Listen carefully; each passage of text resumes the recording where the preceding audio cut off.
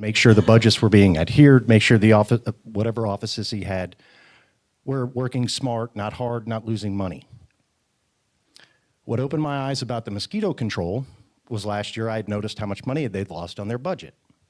When I say lost, it's when you set a budget for X amount of dollars and then you exceed that budget. Last year they were over in the red $2 million. Year before that, 1.1. Year before that, 1.9. Originally, your board consisted of 5 board members. Those 5 board members were reduced to 3. I don't have a problem with that. None of the board members have pest control-driven relative experience.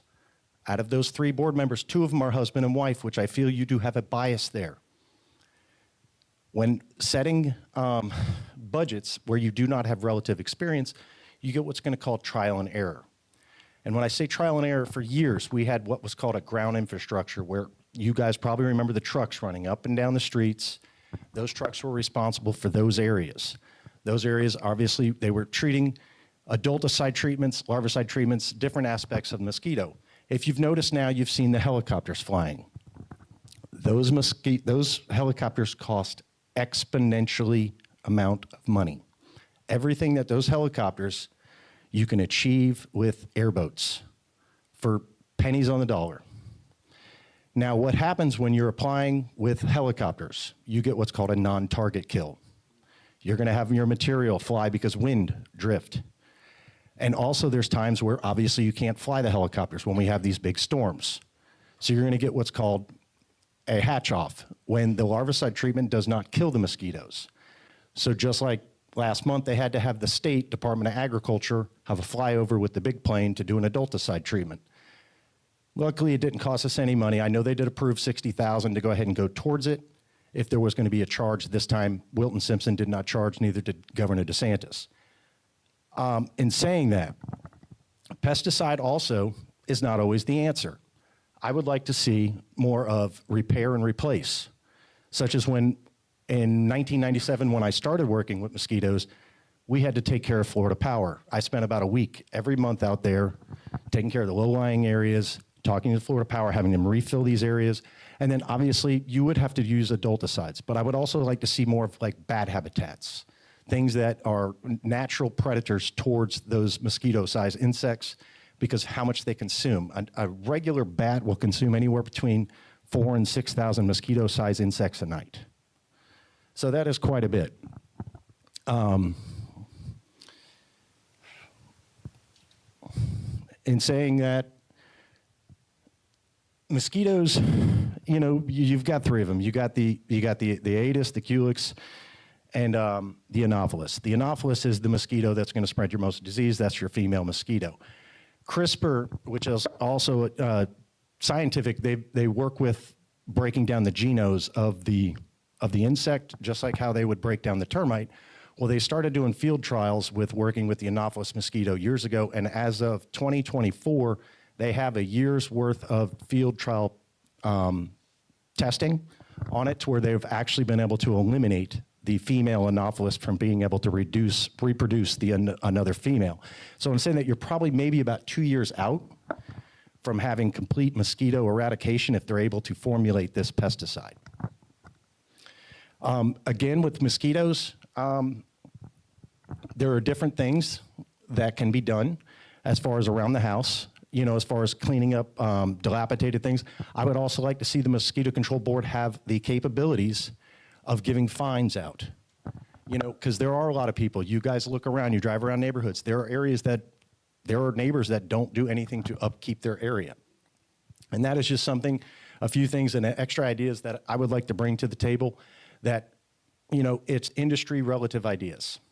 So again, my name is John Sino, and I would look for your vote and highly appreciate it on or before November 5th for mosquito control. Thank you. Thank you, John. You mind answering a question? You might have a question for John? Anything? All right. So my understanding is the female mosquito causes the most problems. Yep, and the males just fly around waiting for something to do. Thank you very much. Thank you, John. Nice to meet you. But thank you for alternative technology. So we have Jennifer Grogan here and her husband on the screen, Paul Grogan. He is running for county commissioner. So let's give him a hand as he introduces himself to us. Well, you guys know I'm Paul Grogan. I got asked to do this, and we found a way to make it happen. And I think that's the attitude that we need on the commissioner board, and not giving us all the jargon about the different processes that they have to go through, or the steps or loopholes they got to go through to get things done. There's ways to get things done. I am a boat captain. I've been in Citrus County since 1978. I run vessels that are worth between $35 and $100 million.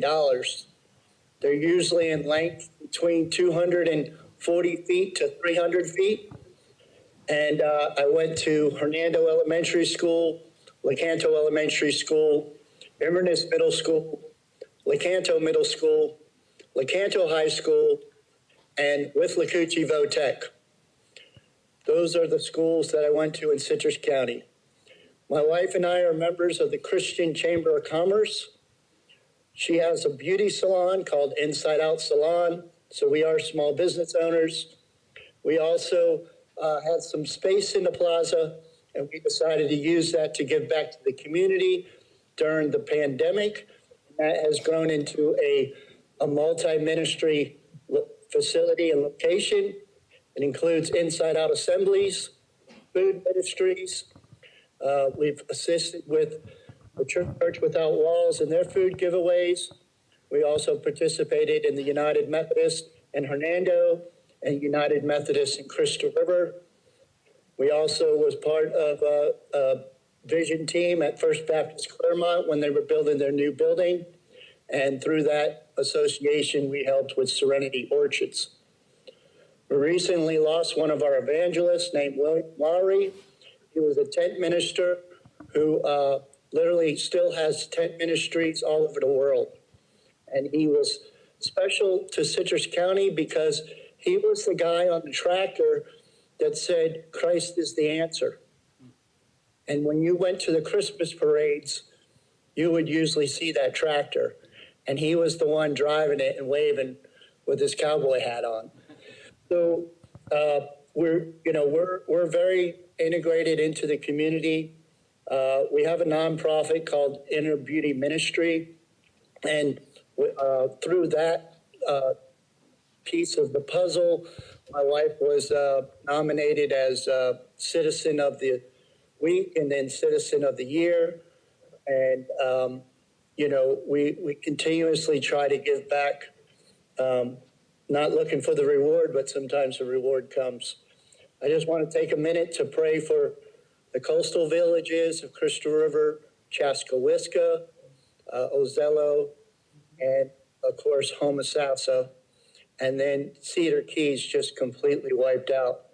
So, just praying for them and their knowledge and wisdom and making sure that they're doing what God wants them to do in the time of need, and that they understand that they can always turn to the Lord for advice and instruction and direction.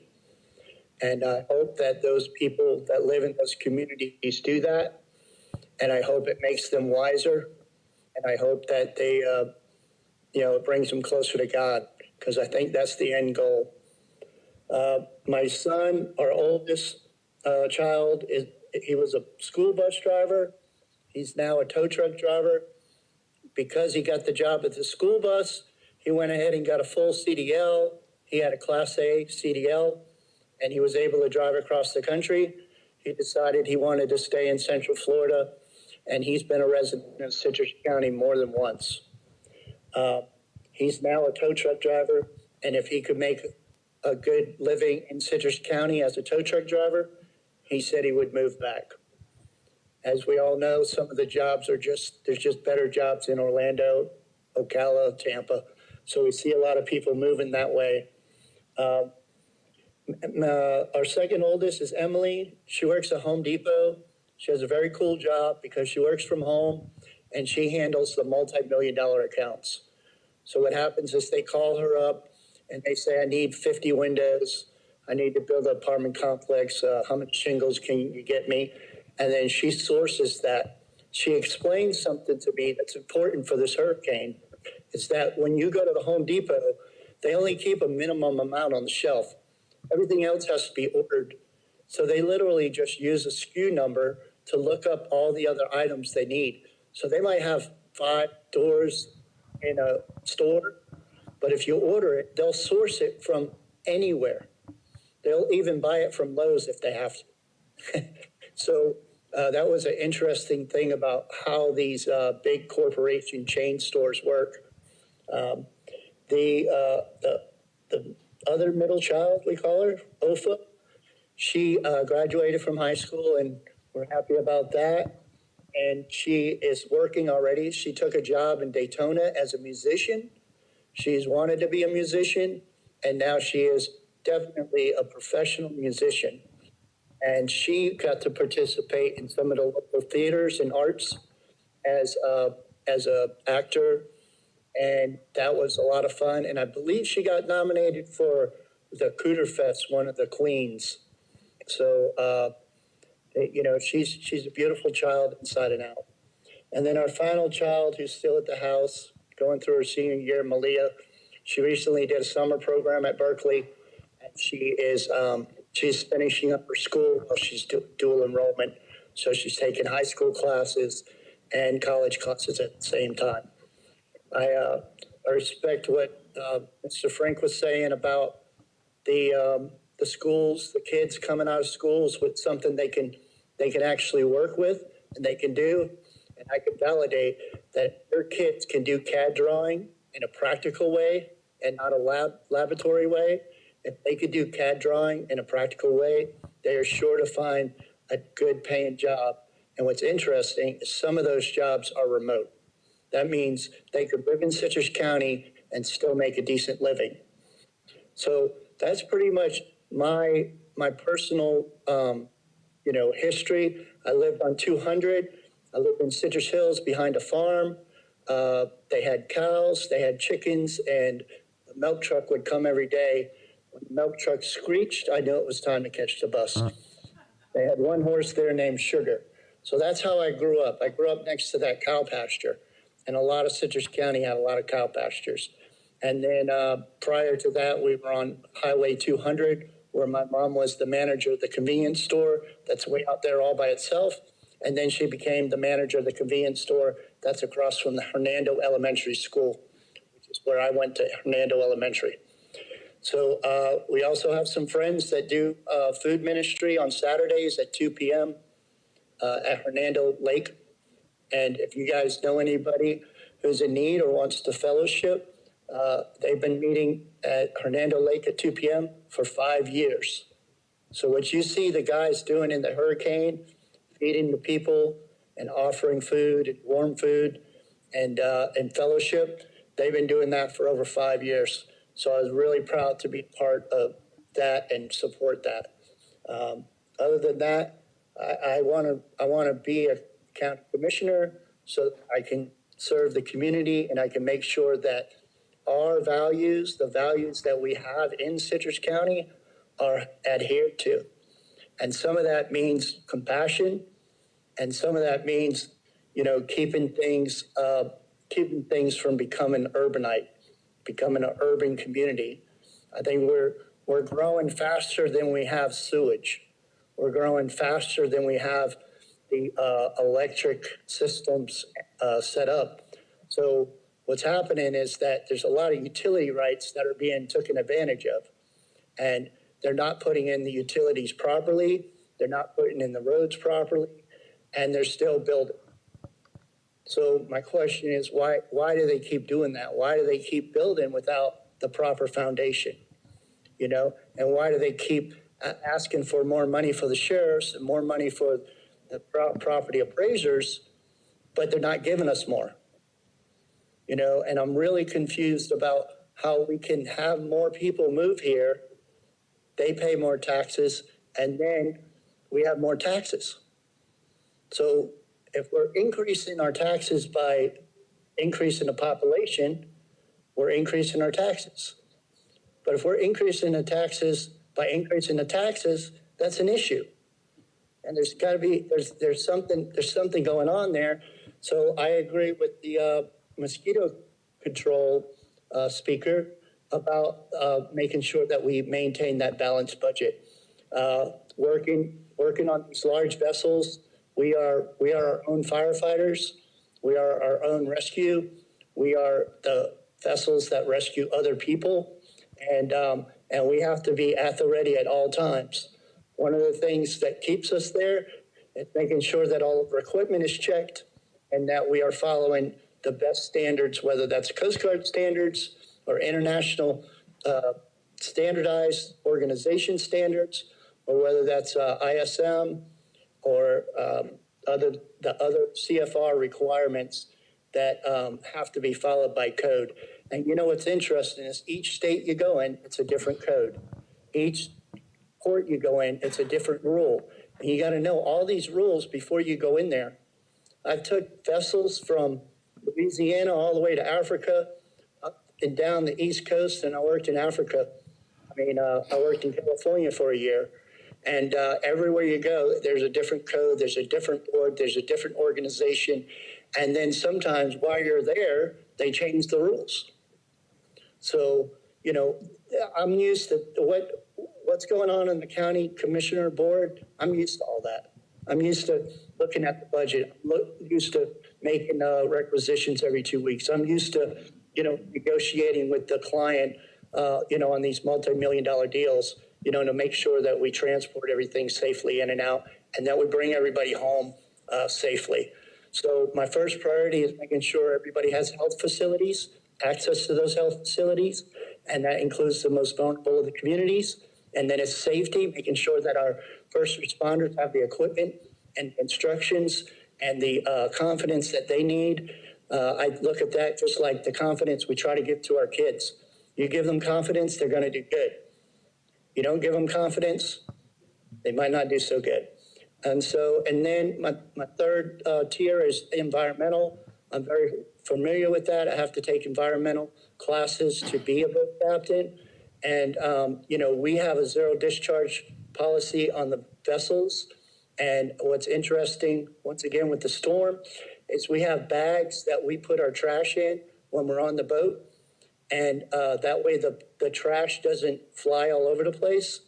These are called solace bags, or sometimes they're sandbags. They would allow people to put their debris in the bag, and you can tie them off, and then the wind blows, and then when the wind's over, you can go back out there, open it back up, and keep filling it up, or you can take it away. So there's some practical solutions that we can bring to the table right now and down the future. And once you bring all of that stuff together, when you bring the health issues together and make sure all the roads are about going to the health facility, and then the safety of the traffic, and the safety of the people, and the safety of the schools, and the safety of the people that work for the county, and the safety of the parks and recreation, when you put this in the safety of not having mosquitoes all over the place, all that, when you put all that together with environmental issues, there's a program called ISO 31000, and it looks at the risk management of putting all that stuff together. And then we would use ISO 14000 and ISO 9000 to make sure that there's minimal conflict as possible. And that's what we call quality control.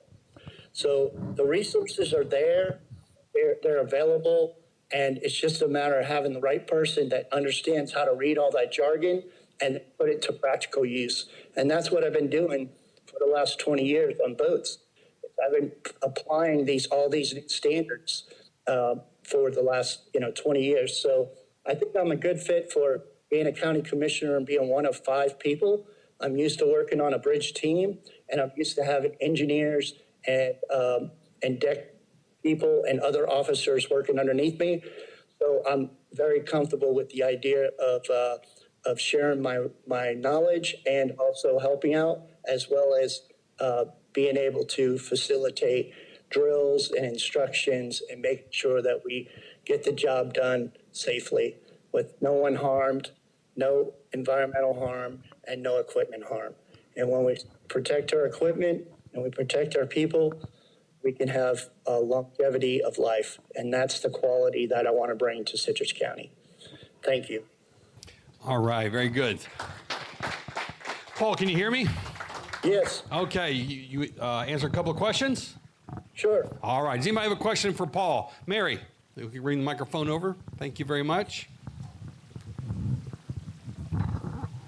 Hi, Paul. How are you today? Hi, it's good to see you again. I just wanted to make sure I'm not wrong. Are you running against Holly Davis? That's all I want to know. Thank you. Is that the commissioner that you're running for her seat? Yeah, correct. I'm in that district. That's the district I grew up in. That's what I wanted to know. Thank you so much. So, Paul, let me add to Mary's question. Since you're running against Commissioner Davis, what one or two things would you do different than Commissioner Davis that's having you run for her seat? Well, I think some of it's things I wouldn't do. You know, I think that we can do a better job of supporting the people that already live here and the small businesses that are here. And you know, I don't want to use the hurricane as the best example, but it's a small example of, you know, we have a system. If we would use that system and the resources would have been already here, we probably could manage even better than we already did. I mean, the teamwork that was put together for everybody through the hurricane is phenomenal, and it's great. I just think that we could do better planning and better execution of that plan. I definitely don't agree with, you know, telling people they made a mistake or calling cops to keep people quiet and, you know, just dismissing some of the people that live in this county, you know, and that's a delicate subject. You know, I'm not in her shoes, so I can't, you know, I don't know what she's going through when she makes those remarks. And I just think that we can treat all the citizens with dignity and respect, and you know, and we can definitely lower taxes. I'm not talking about no new taxes. I'm talking about we could save, and you know, it's already been alluded to. We can save $5 to $10 million if we have the right person on board. You know, and I don't see the other commissioner that's currently in the seat. I don't see them doing that. I see them going the other way. I see them saying, "Oh, we've been trying to get this money for years," but you know, when you're building something that's not a need, and then you know you're giving the sheriff extra money, and then you're taking it away from him, you know, and then there's a question about how much money we're putting in the property appraisers. You know, you're just asking yourself, okay, so what happens if we save that money? What happens if we give them the budget and they save money? So as a commissioner, I would definitely be interested in the idea of making sure each department has a way to save the money. And when that money's saved, we're transparent about it. And we're letting you guys know what we can do to improve our community. And that could be as simple as just building the path, you know, building the path and closing up some of these multi-purpose paths that, you know, connect the bicycles and the roller skaters and walkers. And, you know, that's things that just make the value, the quality of the community better. I'm not seeing that. What I'm seeing is, oh, we got a new project, give us new money, and then don't worry about it. Don't call me. I'll tell you about it later. Or saying that it's tied up in the state. Well, sometimes that's true, but at the end of the day, we have 3 to 5 years to plan. What you have to do is you have to submit everything now so that the money's there later.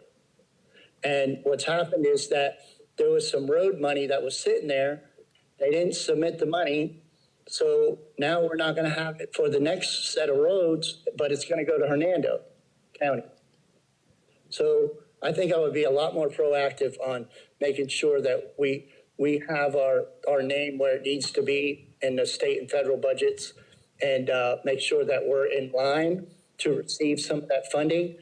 And that's going to be really critical, because the honest truth is, when you're 4 years as a commissioner, you're actually working for the next 6 to 10 years of resources. So that's what's important when you pick your commissioners, making sure that they're asking for resources that are fiscally sound for the community. And a lot of those decisions end up playing out, 2 to 10 years after you leave the commissioner. Thank you, Paul. I appreciate that. Does anybody have a question for Paul? Well, don't just give Paul a hand, but give Jennifer a hand for doing that. And thank you, Paul, for being with us tonight. Thank you. All right. Again, I love technology until it doesn't work, but we made it work, didn't we? I want to invite John Labriola to come. He's running for Inverness City Council. Give him a hand as he comes.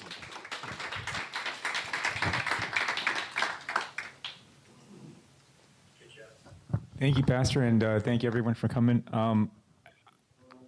Like I said last time, for those of you who weren't here, my background is in journalism. I'm currently the grassroots and legislative affairs coordinator for the Christian Family Coalition, which takes me to different county commissions and different school boards to try to promote family values agendas, including last year we got the ALA out of a lot of counties that were funding the American Library Association, as you know. But what really started me in politics here, it was a few years ago, we had an LGBT pride propaganda display in the library.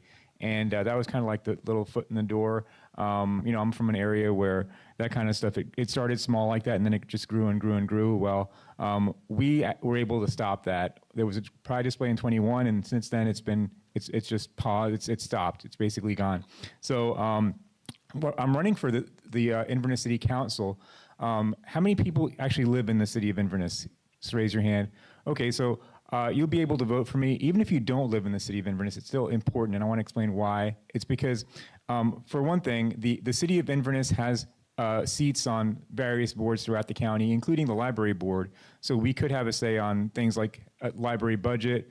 Library advisory board members are also selected by this by a 7-member board that includes people that sit on the city council of Inverness as well as the Crystal River. And then the other one is the Tourism Development Council. So the Tourism Development Council is made up of various people, including one member from the Inverness City Council, and another member from the Crystal River City Council, and somebody from the County Commission. So that one is an area where I think that a lot of stuff has been going on on that board that people may not pay attention to because they don't go to those boards. But one of the things that the Tourism Development Council tried to do last year was to spend $55,000 of tourism tax dollars to promote, to do what they call a diversity, equity, and inclusion plan to attract LGBT tourists to Citrus County. Now, that was such a bad idea that it was dropped by the county commission, but my opponent, Jackie Hepfer, she actually made the motion to do that. But there's another thing going on with the tourism tax dollars right now, and it's something that actually Holly Davis is championing, and that is to spend $5,000 a year to promote Citrus County in an LGBT magazine, which I feel is a totally inappropriate use of our tax dollars. I don't think we should be like tailoring messages to LGBT communities or any specific community. I think we need to be talking about what we as a community have and let it be open to everybody, not like let's get the LGBTs or whatever. So that's a waste of money. That's going on right now. And I think if I can get on this the city council, I can have an impact by hopefully taking a seat on the Tourism Development Council. But one of the things that recently you may have read about is Cootertober. Have you all heard of Cootertober? So this is the month of October, and the city of Inverness last year started something called Cootertober. It used to be a one-weekend event, which was called Cooter Fest, and there were cooter races. Basically, a cooter is the kind of the native species of turtle, and they had cooter races, and they had different family-friendly activities. They had country music festival. But last year they started what's called Cootertober, and the emphasis was on sort of the more Halloween aspects of it. They had like a zombie pub crawls, a zombie a ball. They turned the historic courthouse into a haunted thing, a haunted mansion, where they said there was a witch trial there, and which never took place, but there was a witch trial there, that when she was sentenced, that the place burnt down. It's just a total falsification of history. But the interesting thing about the Cootertober is that the city of Inverness actually hired a company, a nonprofit called Twisted Arts Initiative, which is the owners of that also run Twisted Inc. And I just found out recently, somebody did some research on the owner or the executive director of Twisted Arts Initiative, who the city of Inverness is paying $74,000 a year in a city contract to manage the whole Cootertober month-long of Halloween activities. The president or the executive director, Alicia Belden, is an actual self-declared witch. I got this just a couple of days ago. Somebody was like looking at her Facebook stuff, and she actually wrote that she is a witch.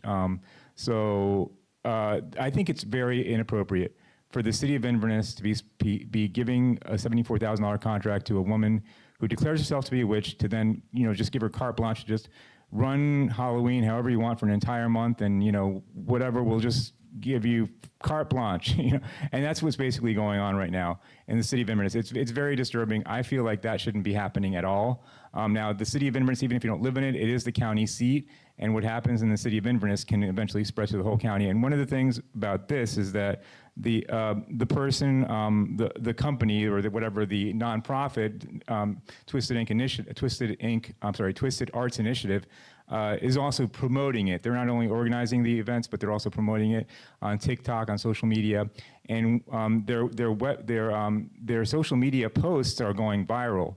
So that's going to attract people from outside the county who are. Some of them may actually be witches. Some of them may be occult, because these people are associated with the occult. The president or whatever, the executive director, is an actual witch. So this is going to bring the kind of people that we don't necessarily want in Citrus County from who knows where. And I think it's a totally inappropriate use of taxpayer dollars. But even if you don't live in Inverness, there's a couple of ways you can help me. We're going to have early voting start October 21st, and I would like to see if maybe some of you could sign up. I have a couple of sign-up sheets on my table. If you would like to sign up to maybe take a shift during early voting, we did that last time. I actually ran 2 years ago. I lost by only 40 votes. But if we can step that up a little bit and just, we'll have signs also for, by the way, voting no on 4. So I'm just not just going to have my sign there. I also want to make sure people vote no on 4, very important, and try to get a Trump sign out there too. But we just want to see if you can help us in that regard. And I also have a couple of John Labriola signs if you happen to live in the city of Inverness. But that's pretty much what, and I've got some of these cards as well, but that's pretty much what I'm running on and why I'm running for the city council. But does anybody have any questions, I guess? You have questions for John? Yes, right here. Yes. Laura, wait just for the microphone. Oh, sorry. That's right. When you were describing the things that you would like to see changed or the things you would support, I don't know the process, but you're talking about different boards, okay, like the tourism and the library. How do the city council members get assigned to those boards? Is it a volunteer thing or it's a voted thing? That's a good question, yeah. So actually, every year, I believe it's every year, the board, I think it's toward the beginning of like their terms or beginning of the year when after they get elected, or even if they've already been elected, it's the first meeting after the elections, and they meet, and it's a yearly or every other year basis, and they decide who's going to sit, like for example, on all the boards: the tourism board, the MPO, the library board, and so forth. So individual members will just say, "Hey, I want to be that," and usually, if there's not a competition, they get voted on. So it's the board itself, the council itself decides who sits on that. My opponent, Jackie Heffer, actually sits on the tourism advisory. The tourism advisory council right now. So if I defeat her, I think that would probably make me like the favorite for that position. So I mean, unless the council may be hostile to me, I don't know. But I think based on the fact that if the people elect me to that position, and I'm talking about wanting to be on that board, I think it would be a major slap in the face if they don't put me on that tourism development council. So that's how it works. Anybody else have a question for John? Yes, right here, Jennifer. Just a second.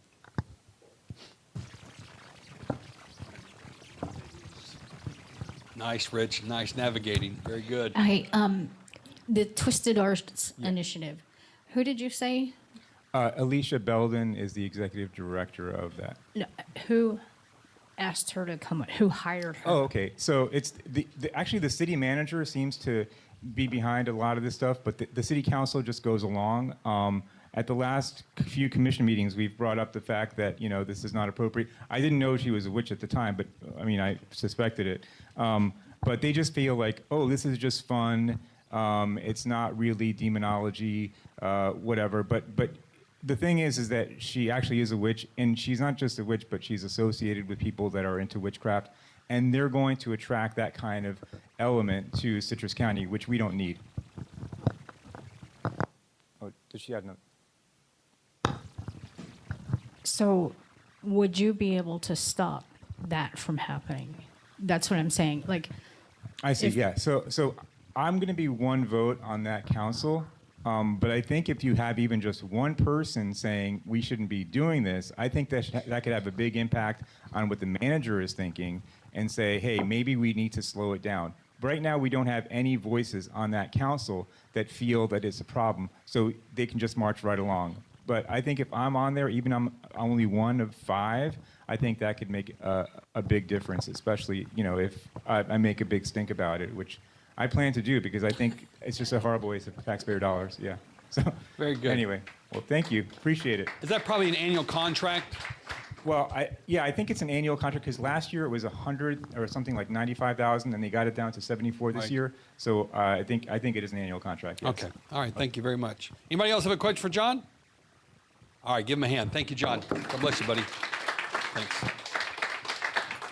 All right, I'm going to have Jesse come up here in just a moment and give us an update. But before he does, Jesse, let me do this. I want to have Vicki Smith come up. She's running for school board, and let's let her come up and tell us about her candidacy and ask her questions, and then we will finish things with Jesse. So thank you, Jesse.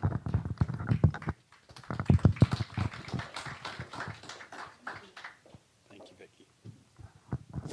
Good evening. Thank you for having us. Thanks for hosting this. We appreciate it. So there's 3 questions that you should be asking me, and that is, why am I running? What do I bring? And why you should vote for me. So I'm going to walk around because I'm a teacher.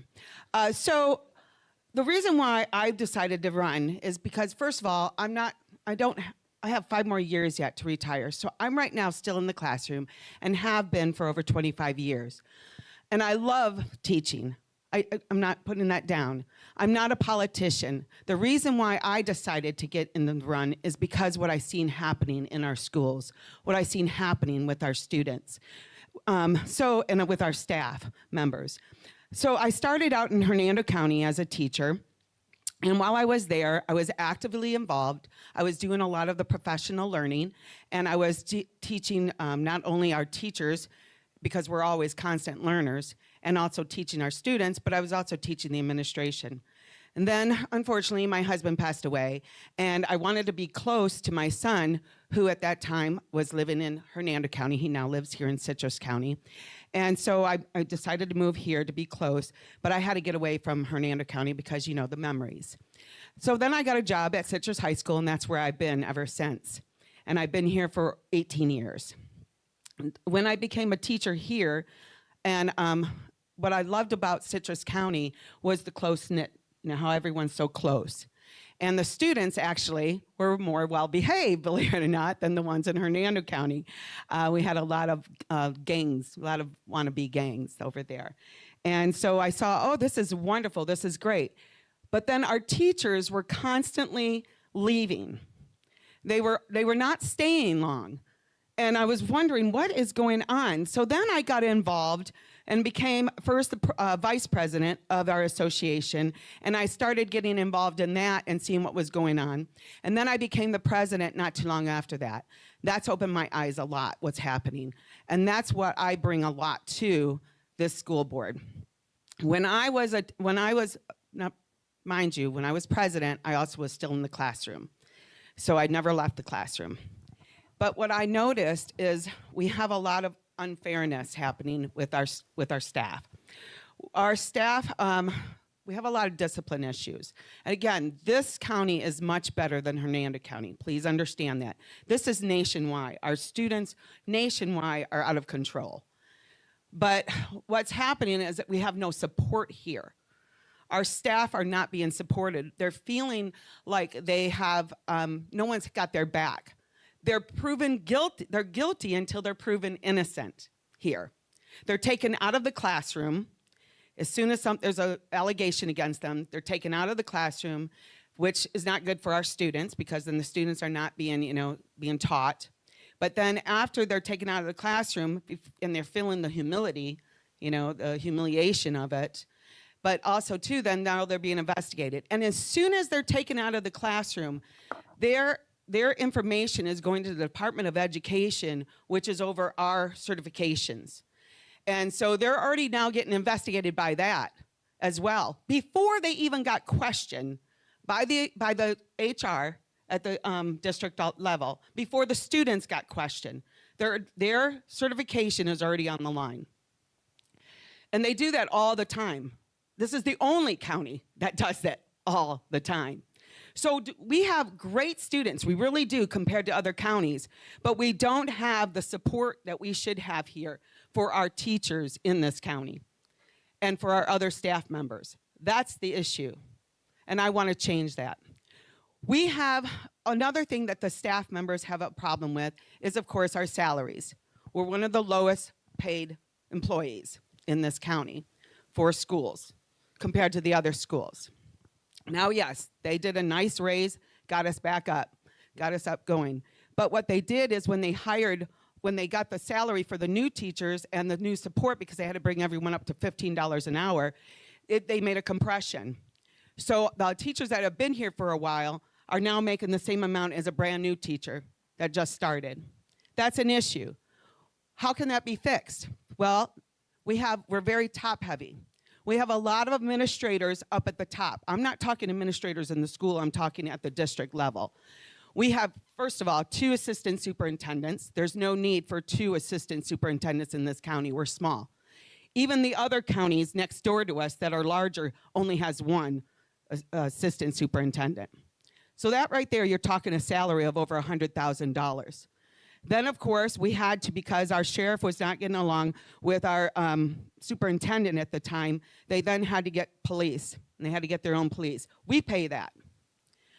We have resource officers in our schools, which is wonderful, don't mind you. That's wonderful because they help with our students, they help with safety, and I'm all for that. I'm a very strong proponent of that.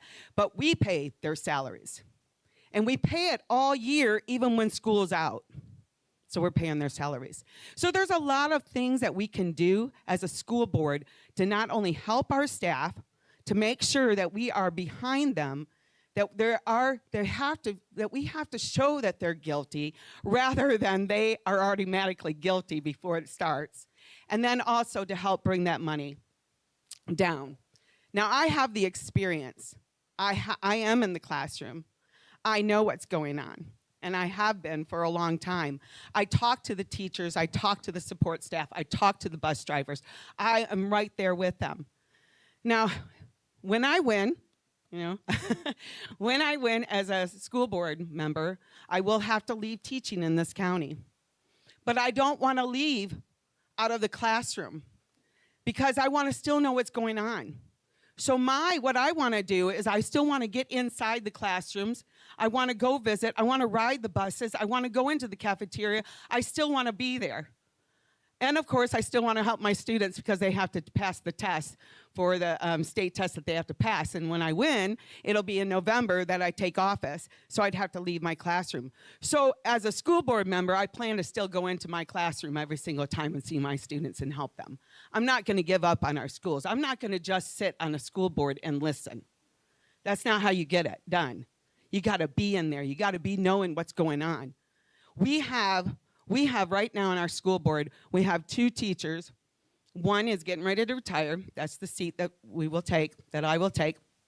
And then we have 2 resource officers that used to be resource officers. They no longer are. And then we have a businessman. Now, the teachers, one of them has been there for a long time. It's been a long time since she's been in the classroom.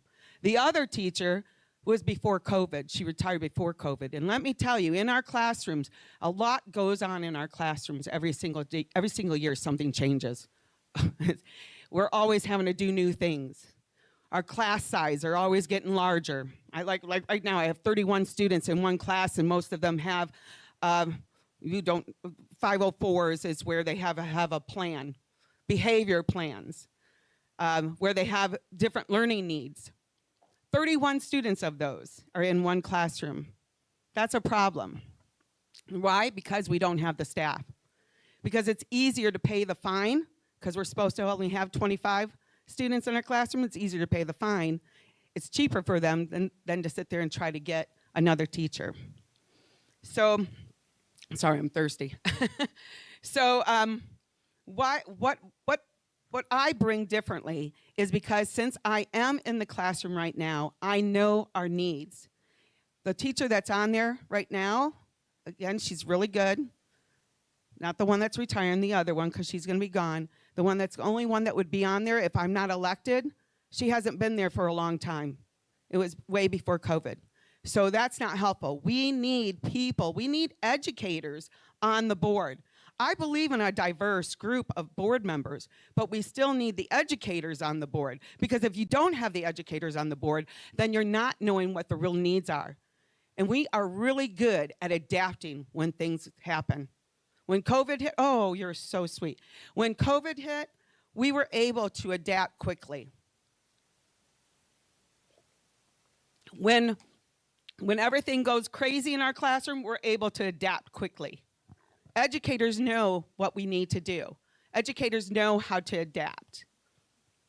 That's why I am really the best candidate, because I have the experience, I know what we need, and I'm not doing it because I want to be a politician or because I want to sit there and have a different career. I love teaching. I love it. But I also know what we really need, and it's hurtful to see staff members and our students suffering in our schools because we do not have the proper people sitting on the board knowing what needs to be done and have the voice to say it. I have been advocating for our staff members for over 10 years. For over 10 years, I've been going to that school board meeting every second Tuesday of every month, and also calling the school board members and saying, this is the problem, this is what we need to do. But they're not listening to me because I'm not on the board. If I'm on the board, oh, believe me, I'm not going to be quiet. I'm not going to be just listening to the staff members and they tell me what to do, because that's what's happening right now. Instead, I'm going to be the one that's going to be fighting for our educators, for our students. So vote for me, please, Victoria Smith, School Board District 2, on or before November 5th. Thank you. If you have any questions. You might have any questions for Victoria? Yeah, the microphone's coming. Hold on just a second. Thank you. Vicki, at each one of our high schools, we have an academy or a careers thing. Can you talk about what we have at the schools and certifications and all that? Yes, thank you so much, because I planned on saying that, but I came up here unprepared. But yes, so we do have academies in each of our high schools, and they're all certifications, so they are able to get certified, such as like the Health Academy in Crystal River. They do have certifications for that. So what that does is it does help them get into, later on, they can get into, help them with their colleges, of course, help them in their career if they want to go in that choice. But I'm glad you brought that up because I meant to also bring up one of the things that I want to do as a school board member is I wanted to have a task force to go out into the businesses because we do currently have academies, like we have construction academy as well. But what we need to know what is the needs of the businesses here in Citrus County. What do they actually need? And that's what we should be promoting in our schools. And same thing with WTC. You know, WTC has a lot of different things happening in there. And our 11th and 12th graders go to WTC if they choose to go in that path, that they're not going in the college path, because let's face it, not everyone's going to go to college, and they shouldn't. We need all those others, right? We need the plumbing. We need to sit there and make sure we have the welders. But what's happening, even at WTC, and the students go there for 11th and 12th, and then they have to pay for their own after that. So what's happening is either the students can't keep going because they don't have a scholarship for it, or they don't have someone that's behind them, because we do have a lot of low incomes. But also, too, if they get into something that we really don't need here, then they're going to leave our county and to go somewhere else. So we should be partnering with our business leaders, and we should be finding out what is the need and make sure we have those academies in our schools as well as WTC. So thank you for that, because I meant to bring that up, because that is very dear to me, because my son was one of those kids. He needed to have that, and now he's an entrepreneur. He owns his own business, but he was not college bound. In fact, he got a certificate of completion. He didn't get a high school diploma because he just didn't get school. But yet, guess what? He was really good at doing things with his hands, right, and learning that trade. So, sorry.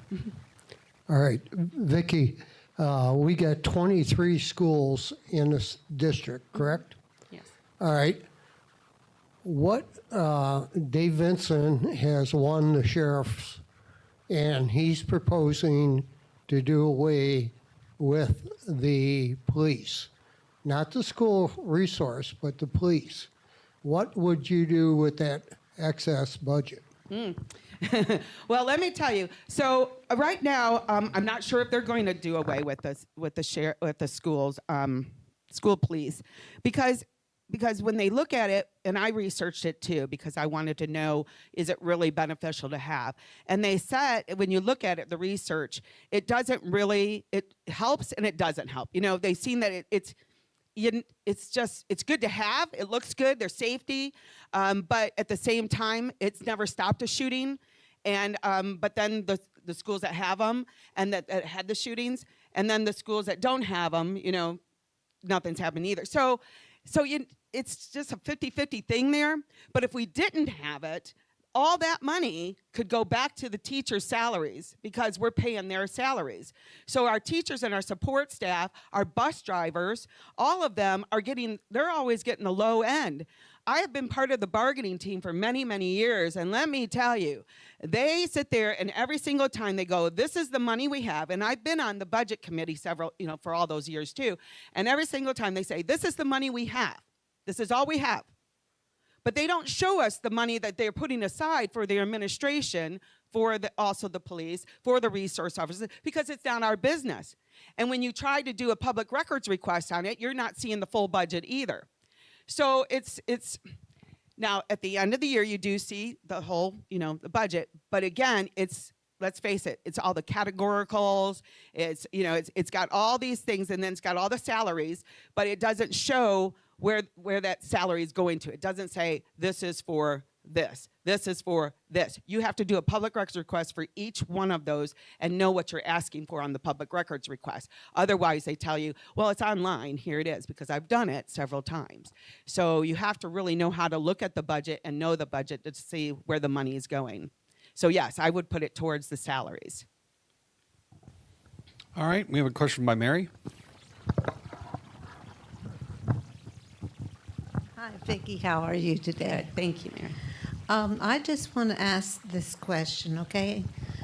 We have in the schools called social emotional learning, or some would call it psychological counseling.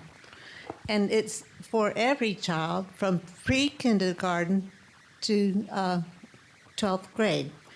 Every day of their lives, from pre-kindergarten to 12th grade, they're getting their emotional well-being tapped into by a life coach or whatever. So my question to you is, why does it have to be for every single child? Why can't they have something like this for problem children only? That's my question. Yeah, that's a very, very good question, actually, because first of all, the state requires that we have to give it to all our students.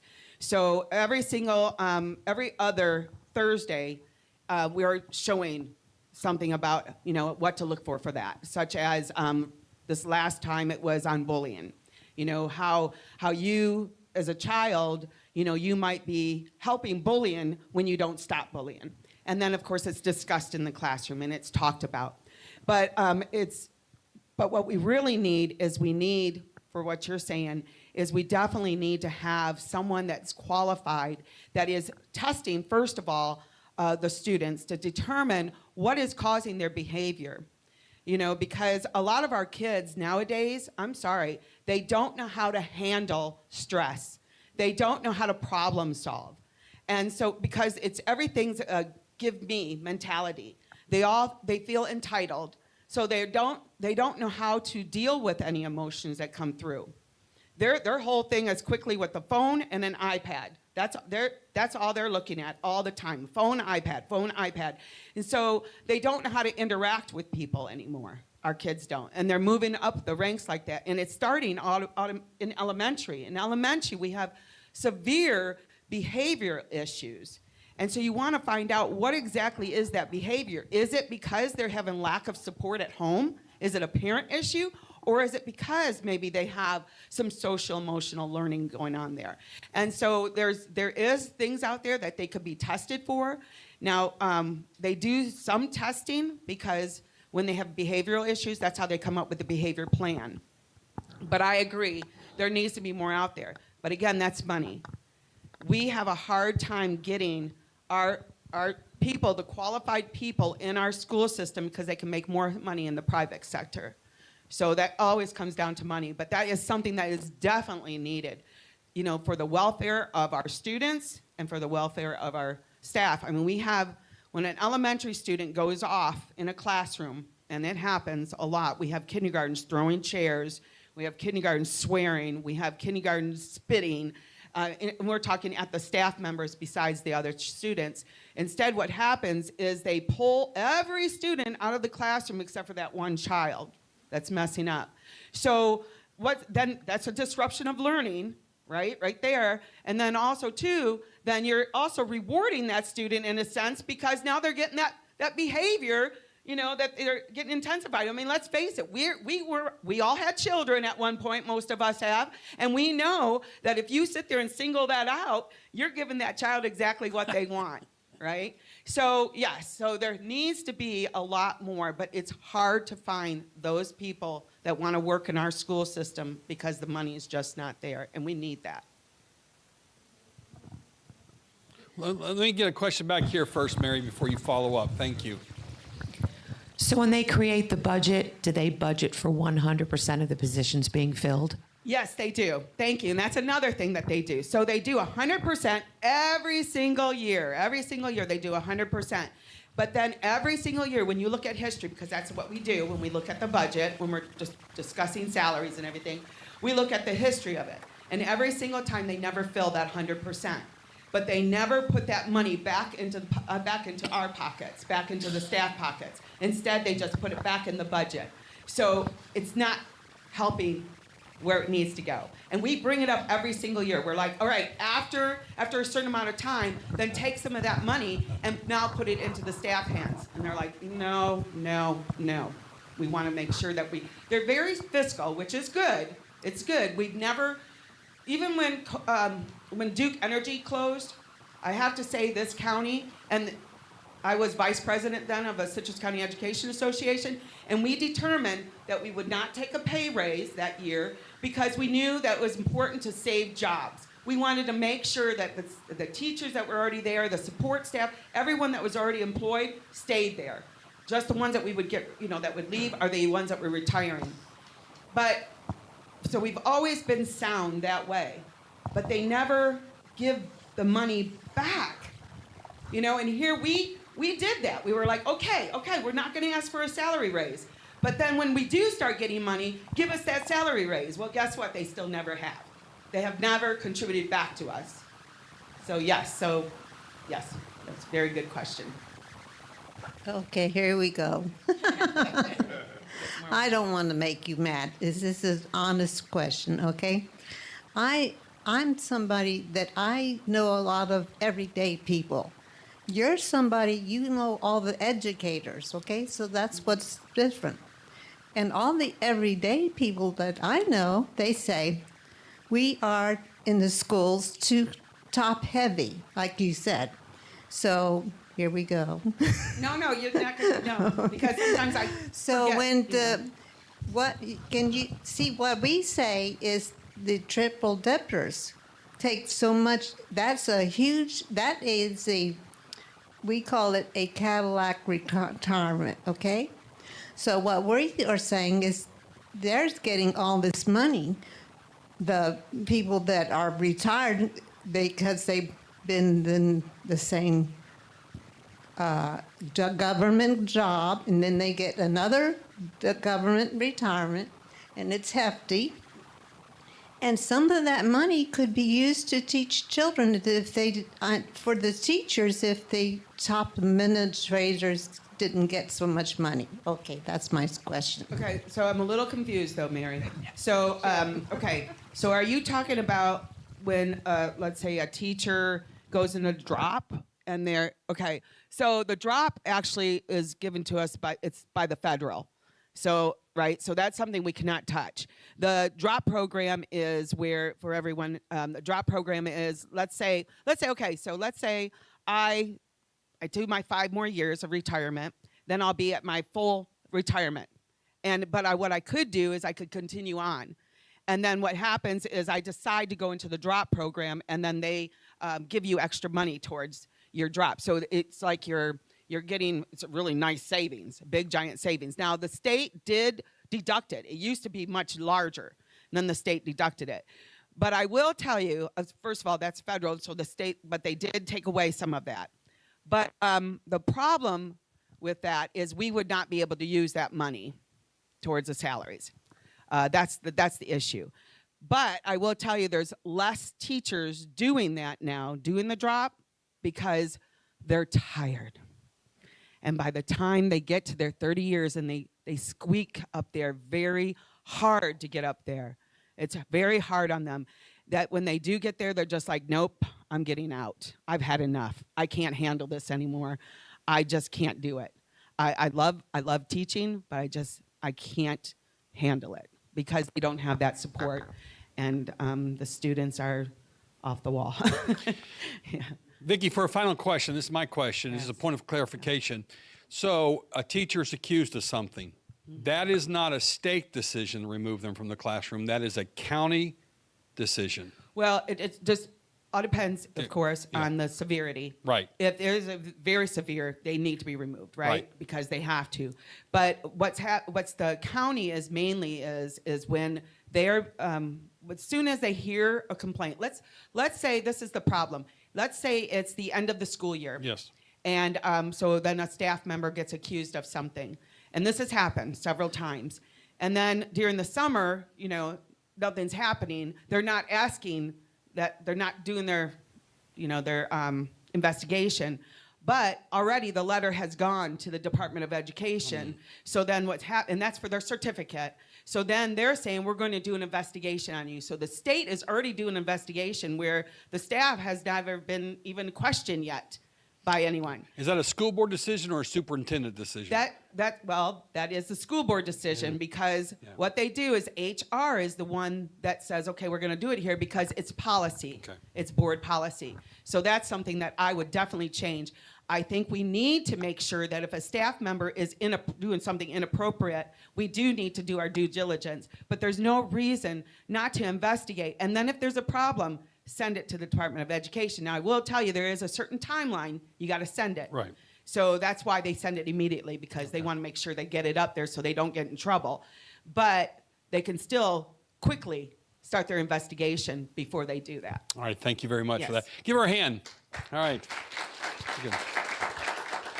Thank you to all the candidates again for coming tonight. And again, we live stream this at calvaryinv.com and then on our Facebook and YouTube, Calvary Inverness. Please share that with your friends and let everybody know the candidates that are running. In closing tonight, I've asked Jesse Runson to come and give us an update on his court case. Give him a hand as he comes up. Hello, everyone. How are we doing this evening? Let's hear for Kevin for putting on the MC for this evening. Did such a great job.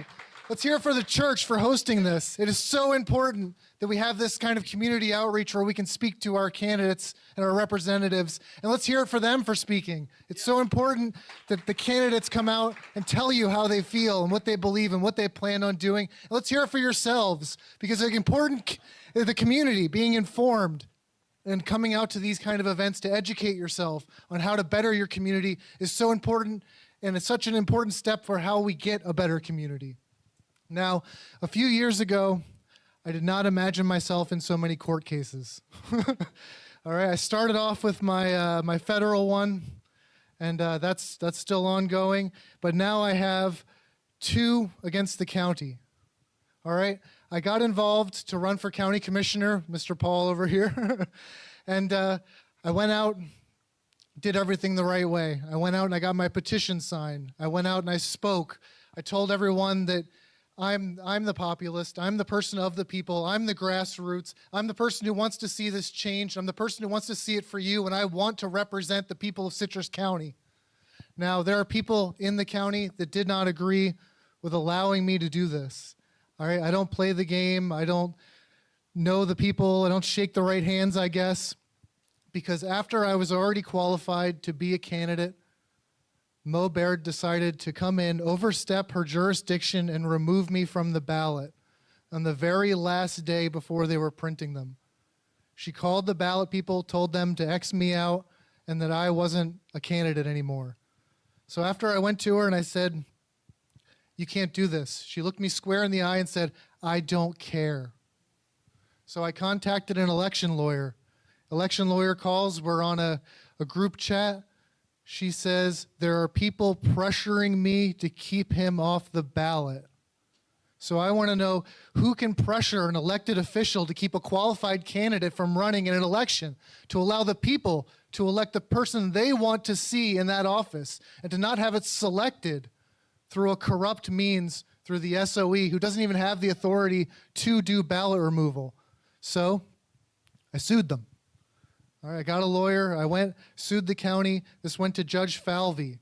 So Judge Falvey looks at my suit and she says, "Jesse, you need to properly explain why you deserve your constitutional rights."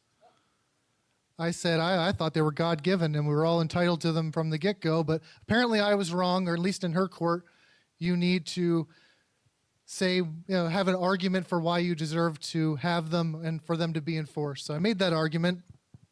She refused to rule. This was an emergency injunction for declarative relief, which is a one-day hearing that you're supposed to get. I filed on July 1st, and I still have not had that hearing. So I filed a complaint with the Supreme Court of Florida. They decided to take my case up, and after review, they pushed it back down to Falvey with special instructions to rule immediately. They said, "This is a time-sensitive matter. It needs to be resolved. Falvey, rule on this." That was in the middle of August. We still have not had a ruling on this case. I wrote a judicial notice this past week back to the Supreme Court of Florida again, saying my First Amendment right, my 14th Amendment right to due process is being infringed. I have civil liberty violations against not only the judge and the SOE, but this is going against the entire county now for them not standing up. The Republican Party has not stood up. The RPOF has not stood up. No one has given me any hand on this. So I've actually spent more suing the county than I even did running for office, which is absolutely ridiculous. So when this last election happened, the primary, I was not on the ballot, so I contested the election. I said this was not a proper election because all qualified candidates were not on the ballot. So this is a completely separate lawsuit that I filed after that election happened. It's supposed to come with an automatic hearing.